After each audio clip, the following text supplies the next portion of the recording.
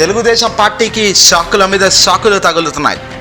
TDP Janasena తొలి జాబితా ప్రకటన తర్వాత అంతా కూడా ఇక చంద్రబాబుకు గుడ్ బై చెప్పేస్తున్నారు. సీటు లేదు, ఆశించిన మేరకు పార్టీ బలంగా నిలబడేది లేదు అని క్లియర్గా తెలవడంతో అంతా కూడా ఇక సంచలన అడుగులు వేస్తున్నారు.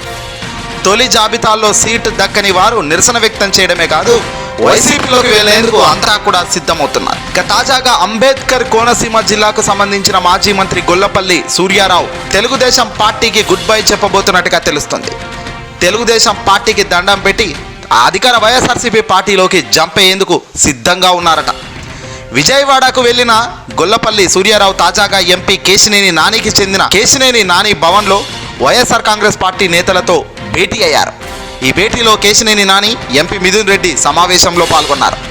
ఈ భేటీలో తెలుగుదేశం పార్టీకి గుడ్ బై చెప్పి వైసీపీ కండువా కప్పుకోవడానికి గొల్లపల్లికి గ్రీన్ సిగ్నల్ ఇచ్చేశారట. తన ముఖ్య అనుచరులను ఎంపీ మిథున్ రెడ్డికి పరిచయం చేశారట.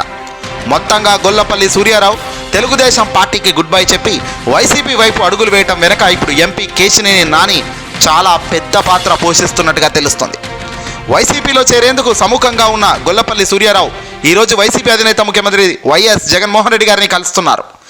రాజోలు అసెంబ్లీ టికెట్ ఆశించిన గొల్లపల్లి ఈ స్థానం జనసేనకు వెళ్తుండడంతో పార్టీకి గుడ్ బై చెప్పేందుకు సిద్ధంగా ఆయన నిర్ణయం తీసుకున్నారు.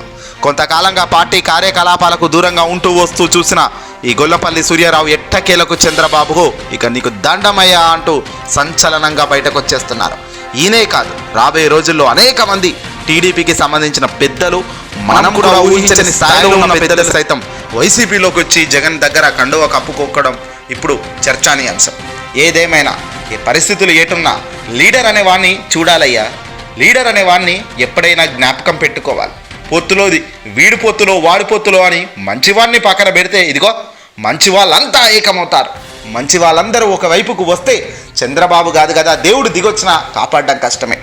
ఈ వీడియోని అసలు లైక్ కొట్టండి, తప్పక మీ మిత్రులకు షేర్ చేయండి.